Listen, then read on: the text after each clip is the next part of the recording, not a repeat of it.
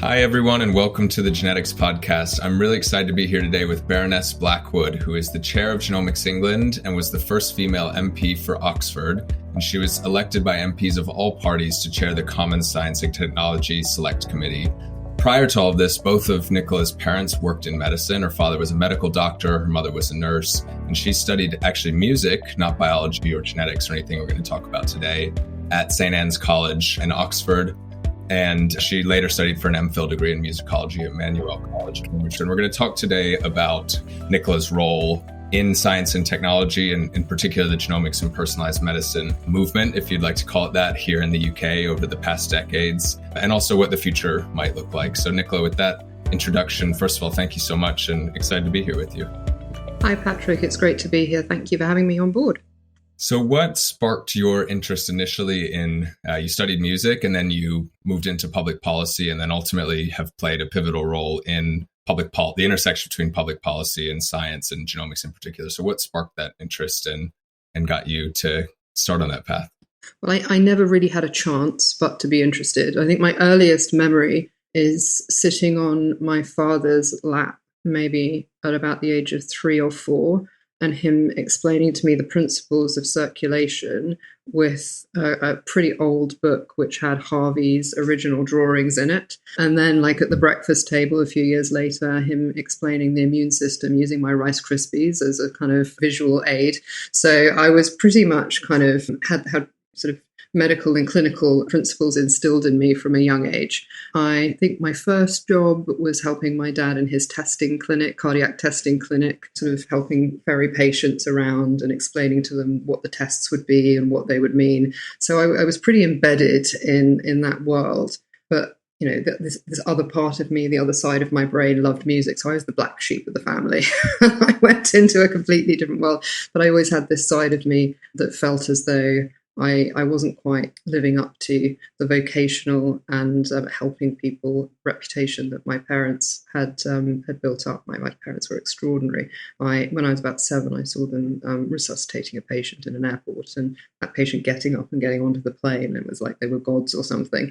And so when I got into Parliament and politics and represented Oxford, one of the most research and science-heavy constituencies in the country. Cambridge can argue with me on that, but I'm pretty sure that's true. It was very natural that I wanted to make sure that I stood up for science, I stood up for evidence-based policy making, and I made sure that there was a voice for research and development. And one of the things that really shocked me was that many scientists didn't feel as though they had that voice. And gradually, that became more and more a part of my day-to-day work until I became the chair of the Science and Technology Select Committee. And one of the things that also struck me, I heard you speak, I think, for the first time at a Genomics of Rare Disease conference in Cambridge. And we won't have the argument about Cambridge or Oxford today. But rare disease and genomics in particular has been an important issue to you. And I did my PhD in rare childhood developmental disorders. And since I started that in the mid-2010s to now, the UK in particular, and we can talk a little bit about where the rest of the world is at on this, but the UK in particular has come a very long way to really being on the cusp of universal whole genome sequencing for patients with rare disease. I wonder if you could talk a little bit about where we were on that particular challenge when you started your career, and how much has changed from then to now. So, well, I'll talk about my experience and then I'll talk about the national picture. So I've had a lifelong challenge with my health, which I didn't understand or know had anything to do with rare diseases. It took me 30 years to get diagnosed, a standard diagnostic odyssey. All patients who experience this will recognize the bouncing around the health system, lots of different diagnostic tests which have nothing to do with what is wrong with you, clinicians being very determined to diagnose you and then reaching a dead end and then saying, I think perhaps this might be in your head. And then eventually I happened to meet an extraordinary neurologist with experience of the form of Ehlers-Danlos, which I have. He recognized just from my medical history that this might be what was going on, referred me to the right specialist who diagnosed me within 20 minutes after 30 years. And I was really quite sick at this point. And I was already a member of Parliament, and then went on the process of having to find the right treatment regime because, of course, like many rare diseases, there is no therapeutic for what's wrong with me. There's only 5% of rare diseases actually have a specific therapeutic, and we have about 7,000 known rare diseases. There are probably many more which we don't know about. And so that made me much more aware of the national situation for patients with rare diseases. The average time to diagnosis in the UK is 5 to 7 years. For many, like me, it's much longer. And so when I started in politics, there were some activities which were trying to address this, such as the 100,000 Genome Project, which started in 2013 and which has had an extraordinary impact. And I know we're going to talk about that a bit later. But in other areas, such as wider activity in order to improve the diagnostic process, to support those who are undiagnosed within the system, to coordinate care for patients who are trying to navigate their way through systems where they have multiple conditions or multiple outcomes from their condition. So they need to have many different consultants and have to be treated at more than one hospital at a time. The system was really broken. Now we have a rare disease framework, which is working very hard to try and improve it, but we still have a long way to go. And what has made me very proud is that we've gone from rare disease really being not just the Cinderella of the health system, but the Cinderella of the health system, to now being a priority, and not just within improving diagnostics, improving care pathways, but also finding a way to make therapeutics and diagnostics affordable, because this requires new reimbursement pathways. Yeah, I'd love to get your thoughts on the reimbursement pathways, and then maybe we can talk a little bit about Genomics England, 100,000 genomes. But it's a topic that I'm really interested in because I see this, on the one hand, major technology shift of we've got gene editing, we've got fundamental improvements in the understanding of biology that mean we can cure previously incurable diseases. But then on the other side of this, we have a healthcare system that we know is already struggling to pay for everything that it needs to pay for without having $1 million cures for the thousands of diseases that we actually know need them. I'm interested in your thinking on how we square that big challenge we have in front of us of the transformative medicines that are being priced as hundreds of thousands to millions of dollars for what is ultimately a very transformative impact, but maybe not one we can afford if it is applied to everybody. No, and I mean, we have to be straightforward about this. No country has solved this problem yet, but there are some early models which have been looking about value-based pricing instead of volume-based pricing. And I think that should be explored. One of the biggest challenges is looking at how you can roll out therapeutics while the data is not necessarily there, and understanding, the ethical question where there is no therapeutic in the market. So we do have some existing solutions where you wouldn't get through the normal clinical pathways. So there's the Early Access to Medicine scheme, which is basically a compassionate scheme. Now, that has allowed many patients to access therapeutics where you wouldn't ordinarily. The challenge with that is that most of the risk, if not all of the risk, is usually borne by the pharmaceutical or biotech company. And in other countries, there is more of a shared risk basis. So I think we need to start looking at some of those alternative models to maybe open up that. We've also, the MHRA, the regulator, has brought in an accelerated pathway, ILAP, for innovative medicines, which has been, it's only been open for about 18 months, and 120 applications have gone through that. The vast majority have been successful in a very short amount of time. So that's really encouraging for driving innovation through pathway, and that's for diagnostic products as well as therapeutics.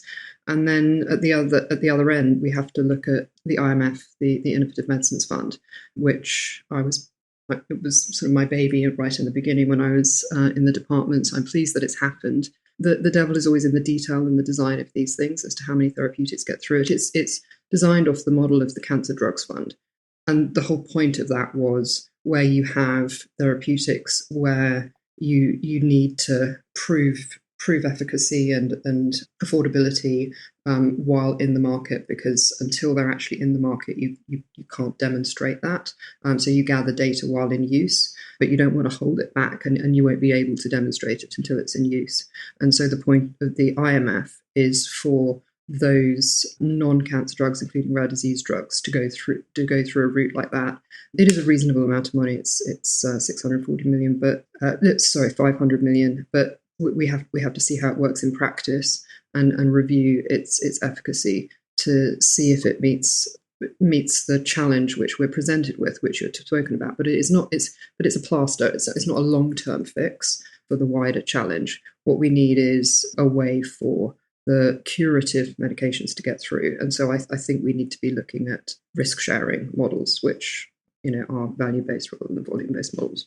With your Genomics England hat on, maybe you can tell, many people will be familiar with Genomics England and what it does, but it'd be great to hear from you. In particular, the mission as it started off was really focused around the 100,000 Genomes program and had a real focus on rare disease and cancer. And at least from my perspective in the last couple of years, that mission has continued to broaden beyond just delivery of the 100,000 Genomes project to also include bringing genomics into the healthcare system in the UK more broadly. I'd love to hear how you got involved as the chair, what drew you to it, and then maybe you could tell everybody a little bit about the future there. And we have heard from Chris on the podcast before, so people can go back and listen to that episode with Chris and Richard Scott if they want to hear it from Chris's perspective as well.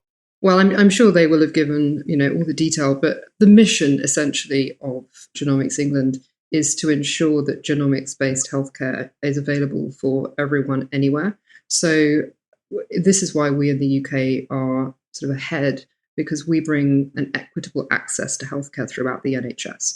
And, the 100,000 Genome Project was a research-based project which demonstrated that whole genome sequencing could have value in the healthcare system for patients with cancer or rare diseases. And the evidence out of that proved that this was the case. And during the pandemic, extraordinarily, we rolled out the Genomics Medicine Service, delivering whole genome testing for rare disease and cancer patients as a standard of care. And nowhere else in the country does that nowhere else in the world does that across an entire healthcare system.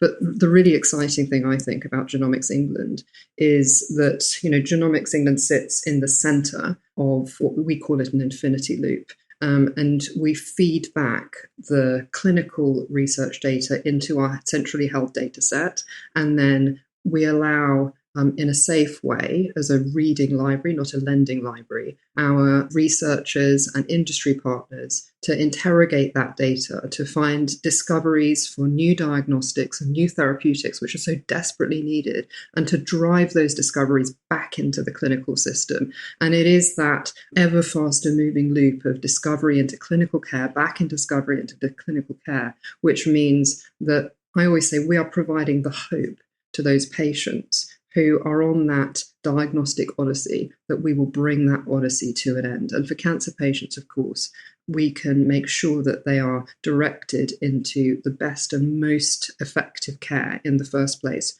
rather than going perhaps on a journey to the wrong care and risking poorer outcomes, which has so often happened within the care system. And this is a very pressurized system. So if we can do anything to improve that it is the right thing to be doing. I always say we are the hope within the NHS at the moment. Yeah, it's tremendous. I had a question actually about how you all at Genomics England and really in UK science and technology policy in general, where do you look for inspiration? Because I know that many countries actually look to Genomics England for inspiration as they're setting up their own infinity loop programs and their own healthcare systems, because that program is a couple of years ahead where most others are. But interested what other examples that are maybe doing it differently than the UK do you all look to and learn from as you're thinking about how do we design these kind of programs going forward? Well, there are some amazing other programs around the world, but one of the things about Genomics England, which we probably don't talk about enough, is that we're not an institution that is just based in the UK. We're actually a global community of genomics clinicians and researchers. So we have about 3,500 genomics experts who are based in what we call GSIPs, which are groups of experts who are grouped into areas of specialism. So it might be melanoma, or it might be lung cancer, it might be a specific rare disease, or it might be a cross-cutting area such as applying machine learning so that we can get clinical insights faster out of the data. And it is by gleaning the insights of these experts from around the world that we upgrade and improve the performance of the platform and the service for patients all the time. It's a continuous sense of improvement. And obviously the team go around the world all the time to try and find out how we can go to the Broad, or we go to all different places to make sure that we can always get that cutting edge. We also developed a recent partnership with In Citro to see if we can develop really targeted algorithms on the data, because the larger our data gets, as we bring more and more patient data sets into the data set, the more challenging it is to return those really insightful diagnoses to patients as quickly as possible. And that is what we're all about in the end. The other element is, of course, that we have added 2 more research programs to our task, because we always want to stretch ourselves, which are really at the cutting edge of where genomics is at the moment. One is validating new forms of cancer technologies. These would be, for example, long-read technologies like Oxford Nanopore. And we're really excited about the potential of that to have kind of different forms of technologies finding the quickest and most sophisticated answers for patients. And different kinds of patient profiles will require different kinds of responses. So you might have a bedside analysis plus a whole genome. We're looking at what will be the best, and that's our Cancer 2.0 program. You can find out about it on the website. And the other is our Newborn Genomes program, where we will be doing a research program of sequencing 100,000 newborns to see how we can shortcut entirely the diagnostic odyssey for those children with rare diseases who so often have maybe 4 or 5 years of diagnostic odyssey, and sadly many of them may even die before they get a diagnosis. And so we believe that thousands of patients will benefit from that, and for their families it will be so incredibly meaningful. Yeah, I can't agree more. In both of those cases, I think the newborn screening, the benefit is going to be incredible for meaningful number of percentage points of people that come through the program. But then there's also the additional benefit of starting to take a really different approach to early prediction and screening that I know opens up some enormous ethical challenges as well. But the thing that's impressed me about that program is it is probably I know it's not the first newborn screening program, but it's one of the first at this scale and comprehensiveness of testing and the thoughtfulness of the approach taken to actually really map the boundaries of what do we want to return, what shouldn't we return, under what circumstances, because there's quite a profound set of outcomes that are possible, from the extremely helpful finding to the extremely devastating, untreatable finding that you really will struggle to counsel patients and participants on the range of possible outcomes as well. And so I guess I'm impressed that project is moving at the speed it is, because it's a very easy one to actually just get overwhelmed by the sheer possibilities of what could go wrong and then not get started. But it seems like there's some really good leadership to actually take one step at a time, because the outcome of this, I'm convinced, will be very positive, but it's going to be a challenge along the way. So it's very important to understand that discussions about how a program like this could be approached ethically and operationally safely have been thought about and discussed for as long as since 2017, when I was the Life Sciences Minister in the Commons. So this hasn't just come out of nowhere. It's just that this was funded for this comprehensive spending review period, which I'm really proud about, because I think for those patients who can't get a diagnosis and who basically live their childhood lives undiagnosed and in hospitals, this is the most extraordinary benefit and will be hugely life-changing in terms of quality of life. You are right, however, it is important to make sure that, firstly, consent is approached in a sensitive way, given the context. Second, and I would say that Genomics England has an outstanding record in terms of patient consent and approach.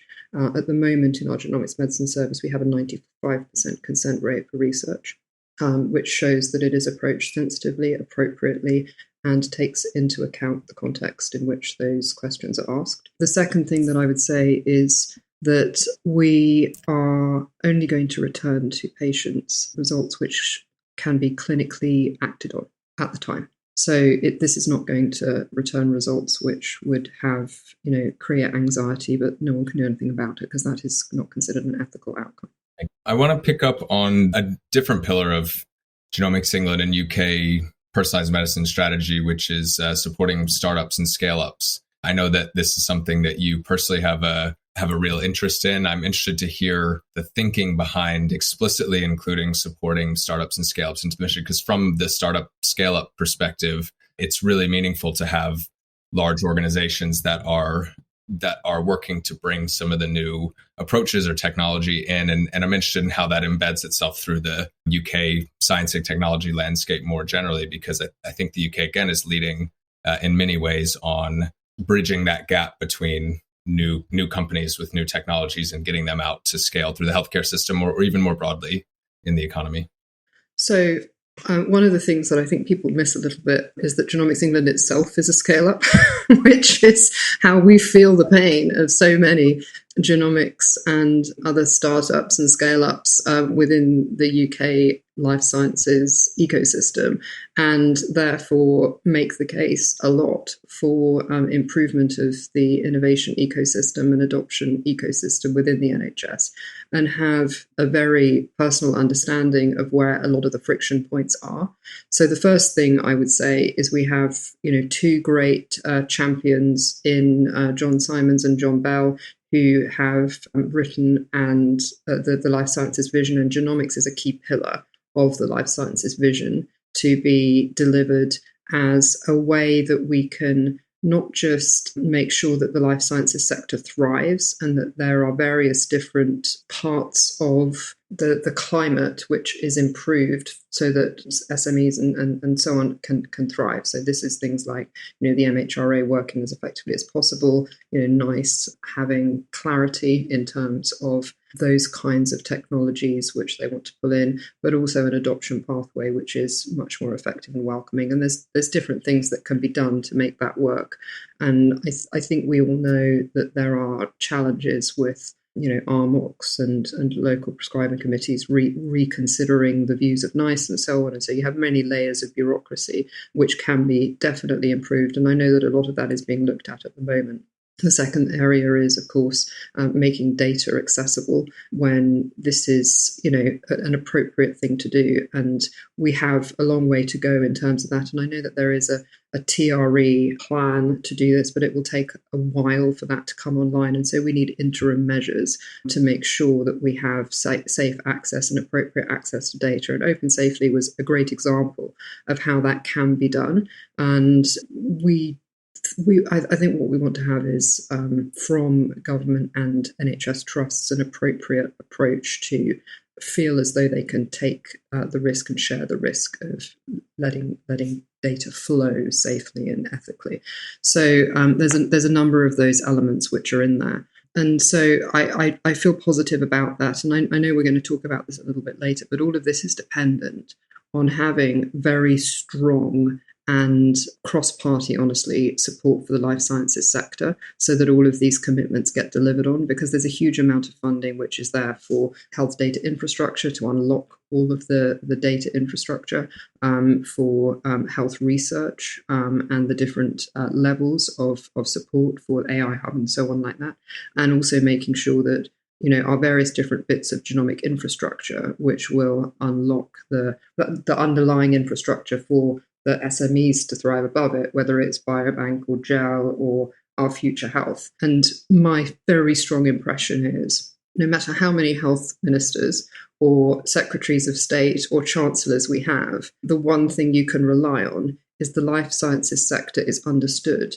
to be the most productive and high growth sector within our economy. And it is one which has high levels of inward investment, and therefore economic recovery is dependent on support for this. So my view is that the life sciences vision, the rare disease framework will survive and be highly prioritized.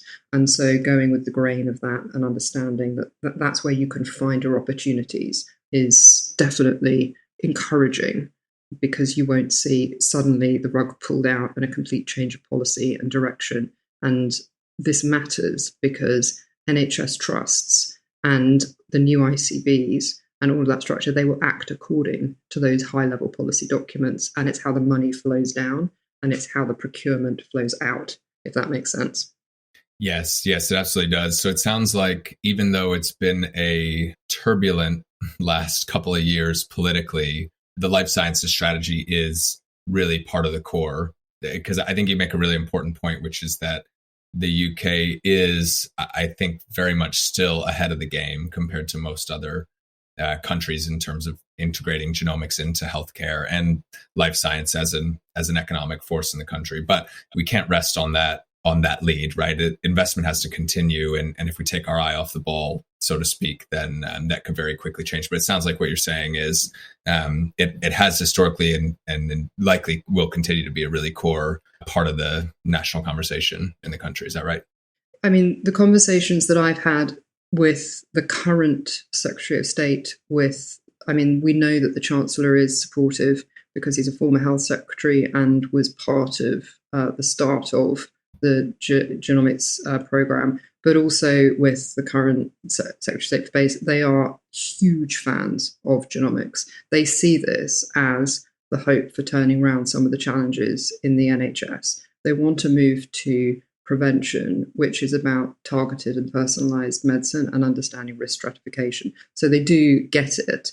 Now, operationalising that within the NHS and understanding how you deliver it, we have certain roadmaps. Those roadmaps are the rare disease framework and they are the life sciences vision. So if you are a young company within the UK, using those to understand that this is where the money flows and this is how certain your buyers essentially within the market will have their decisions segmented is helpful. Yeah, couldn't agree more. Maybe just to close out here, it'd be really great to hear your view on what are the couple of areas that you're most excited about over the next decade. I think prevention that you just named is a really clear and interesting one. We had Professor Peter Donnelly on the podcast relatively recently talking about some of the integration of genomics PLCs, risk scores, and some tests that are happening in the NHS. I know there's a big program in early cancer detection with GRAIL that's happening. It'd be great to hear about the 2 or 3 areas that you think, if rare disease diagnostics maybe is one I would nominate for the past decade, having come an extremely long way. And I think there's still a ton of work to be done there. But as you mentioned before, we're now whole genome sequencing, the Genomic Medicine Service is up and running in the country. So interested to hear what the next 2 or 3 waves are. If we were to do this podcast in a couple of years and look back on this time, what it would be. Understandably, I am very, very excited about our newborn genome program. I think this has enormous potential to catch not just those rare disease patients, but transform the way in which we deliver healthcare in the long term. So that, I think, is a health transformation program that will have enormous benefits in the long term and will enable risk stratification, not just for rare diseases, but for common diseases as well. So that one for me is one to watch. The second area in which I'm super interested is around the use of sequencing for pathogens, which will allow the targeted use of antibiotics. Because I think AMR is not going anywhere and we've kind of forgotten about it. But I think until we can find really effective ways to address that, and I know that there's a trial going on in some ICUs in the country with nanopore on that, I think that's super exciting. And if we can start doing that, we could really find our way out of this challenge. So that's one. And then the other area, of course, is our ability to end the diagnostic odyssey. For me, the ending of the diagnostic odyssey is like my North Star. If we could do that, and it really feels within reach right now, ending the diagnostic odyssey and having a therapeutic at the end of it for patients. So Genomics England is in a partnership with the Oxford Harrington Centre in Oxford, who have a pathway to developing therapeutics. So this isn't just about the diagnostic, it's about the clinical pathway. And for me, in a disease area where in an area where you only have 5% of therapeutics, it's not enough for a patient just to get the diagnostic. You need to have a way to live afterwards. And so that's the exciting one for me, is that we're starting to create a route out for all of these patients who have been, stumbling around health systems with no answers. And I think we're over the next decade, we may start to see a real shift in the way in which a rare disease patient experiences healthcare. Is there a final one, because I can't resist, the Orphan Drug Act and other associated legal frameworks have, I think, been an enormous tailwind to rare disease drug development, right? That has made it economically much more attractive for drug companies to focus on these diseases. But as you mentioned before, we're still only 5% of the way there. So there's a very long way to go. I'm wondering if you have thoughts on, from a policy perspective and kind of Orphan Drug Act 2.0, what could we do to do that more quickly? Because I think we do, frankly, still face the challenge right now that most rare diseases are too small to be attractive markets for many pharma and biotech companies. And maybe maybe that will change as the technology matures, but interested in whether you have ideas around how we can make those markets more attractive, because ultimately we know that patients need it, but it's just not happening at the pace that I think either of us would like. So this is the modelling that's going on at the moment about risk sharing models, and my understanding is that treasuries which have until this point really refused to engage on it are starting to look at it, and so I think that's a watch this space sort of question, because until now there has not been the imperative with health systems that are kind of on a burning platform to really start thinking the unthinkable and really reevaluating from first principles all the different models of which they are operating. When you have a health system in which 1 in 9 people in the country are on a waiting list, and ambulance waiting times have tripled, and you can't get people out the system, all of a sudden, all the ideas which would never have been considered before are on the table. And so we are in a different policy climate today. And that is why, when the climate becomes like this, it is obviously very stressful and difficult for patients, but it is also a moment when change can happen, because policymakers are open for finding radical solutions which perhaps can create the change which has been needed all along.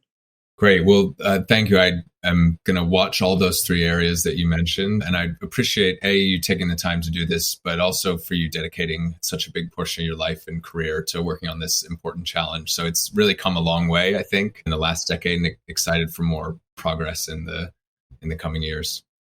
No problem. It's been great to talk to you. Thank you so much for your time, Patrick. Great. And thanks everyone for listening. If you enjoyed this episode, please feel free to share it out, leave us a review. And if you have any guest recommendations, anyone you'd like to hear from, actually, Nicola came from a guest request as somebody they'd really like to hear from. So please do get in touch. We're at podcast@soundofgenetics.com. Thanks again, and we'll see you next time.